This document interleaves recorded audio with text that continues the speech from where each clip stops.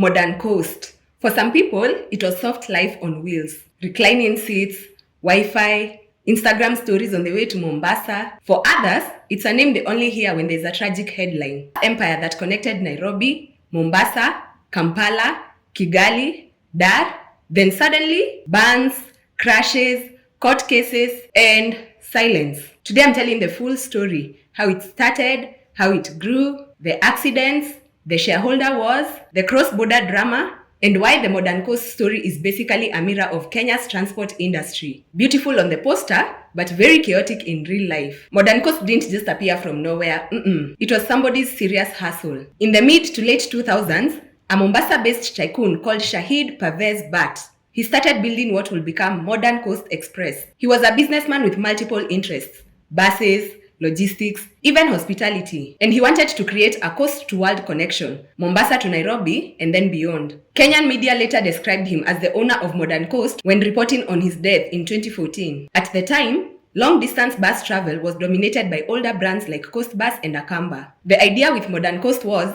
let's make traveling to the coast feel like something you look forward to, not just something you tolerate. So from day one, the positioning wasn't just, we'll get you there. It was, we'll get you there in style. They ran these three routes: Nairobi to Mombasa to Malindi to Lamu, Nairobi to Kampala to Kigali to Bujumbura, Mombasa to Tanga to Dar es Salaam to Arusha. Inside, they pushed comfort, reclining seats, onboard entertainment or screens, charging ports. Some coaches even advertised Wi-Fi. There were cold drinks, snacks, those neck pillows that never really reach your neck but we move. For a lot of Kenyans, that first Modern Coast trip was a graduation. I've left the noisy matatus and buses. Now I'm a luxury coach babe. People would literally post Nairobi to Mombasa, Modern Coast things on Facebook and Instagram. The brand became a vibe. At the same time, Modern Coast wasn't just about passengers.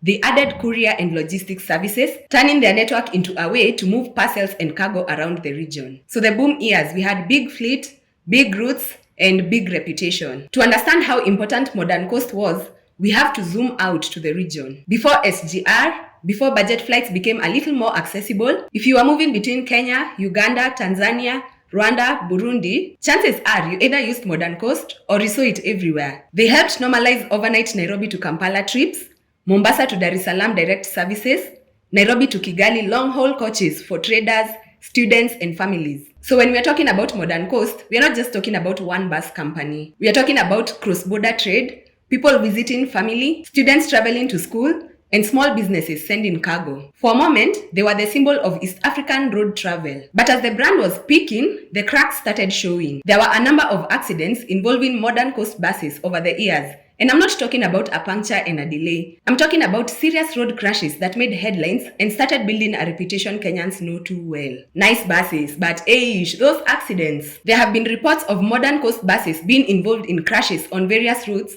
with NTSA and media highlighting concerns about speed and driver behavior. There was an incident where a Modern Coast bus reversing at Makutano Junction on the Kisii-Nyamira Road killed one person after hitting a stationary vehicle. This was mentioned in coverage of NTSA actions. These weren't just random rumors.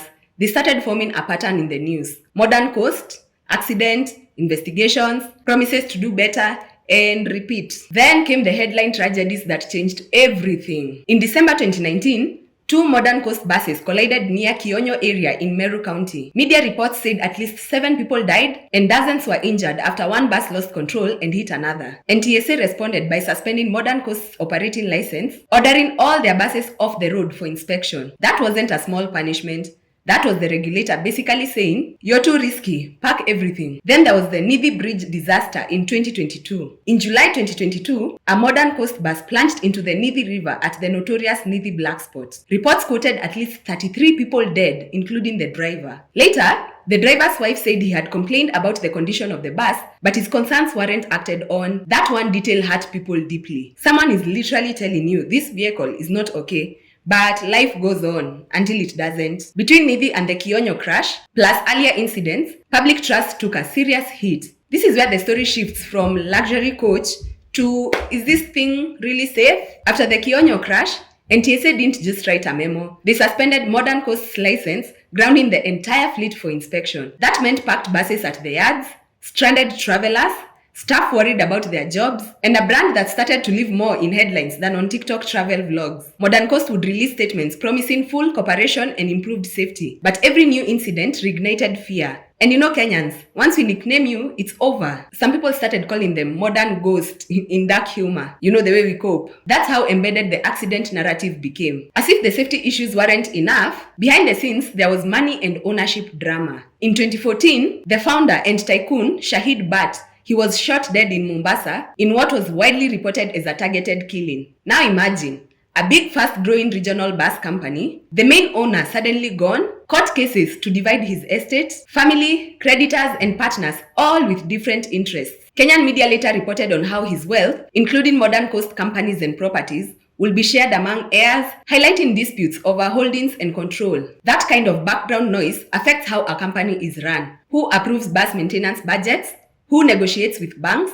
Who pushes expansion versus who wants to sell assets? From the outside, what we see is buses. Inside, you might be dealing with succession battles, loan repayments, and estate administrators. As competition increased and accidents brought bans and bad press, financial pressure grew. You have costly insurance after big crashes, possible compensation claims, fleet maintenance for many buses, loans or financing for the coaches themselves. At the same time, they are fighting SGR taking a chunk of coast passengers, new brands like Mashpoa, Coach, Dreamline before it slowed down, Takmid, and Easy Coach for other routes. Modern Coast went from being the bus to one of many options, but with some of the heaviest baggage in terms of reputation. There have been periods where their presence on key routes reduced significantly, and talk of assets under pressure or auction attempts has popped up in business reportings. Signs that this wasn't simply bad luck, but also tough underlying economics. Modern Coast was like a rolling brand for East Africa. You'd see their buses pulling into Kampala, crossing into Tanzania, and heading to Kigali. For some travelers, that was the most affordable way to move between countries. But cross-border also means different traffic laws, different enforcement standards, longer distances, and driver fatigue. So when accidents happen, they didn't just make Kenya news. They hit Uganda, Tanzania, and Rwanda media too. Modern Coast became a regional conversation. They connect us, but at what cost? Now, this is not about dragging one brand and praising others blindly. But for context, Easy Coach built a reputation for being boring but safe, slower, stricter, and fewer night trips.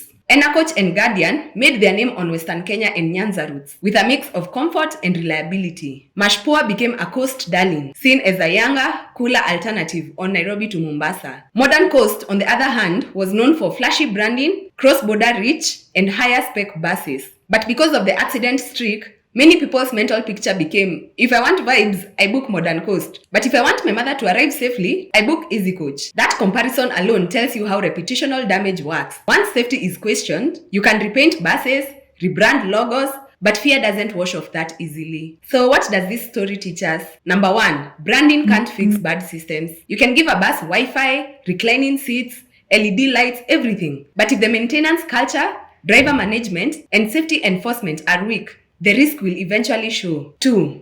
Expansion without discipline is dangerous. Rapid growth, more routes, more buses. If not matched with investment in safety, training, and proper tests, you're literally expanding your risk footprint. 3. Regulation reacts. It rarely prevents. NTSA often shows up after tragedy. Suspend, inspect, lift ban, repeat. Until regulators become consistently strict and not just only during headlines. We'll keep seeing this cycle. 4. For families, staff, and small traders, it's not just a company. It's jobs for drivers and mechanics. It's the bus you send your child to high school with. It's the coach carrying your entire stock to Kampala. When a bus company fails on safety or governance, real life falls apart for real people. Modern Coast started as a dream from the coast, a colorful highway bridge linking East Africa. It grew fast, became famous, then slowly turned into a warning sign. Tragedies like Nithi and Kionyo, the death of its founder, regulatory bans, and financial strain all chipped away at what could have been a clean success story. It's easy to say, that's just another Kenyan company that misbehaved. But actually, this is a case study. It shows us that transport is not a vibe, it's infrastructure. If we treat it like vibes only, we'll pay with lives. So yeah, that's it on Modern Coast, and I'll see you guys in the next video tomorrow. I know people have been requesting me to do so many videos, and guys, don't worry, they are all in the works, and I'll be posting all of them. There are hundreds and hundreds of videos. Gosh, we'll be here until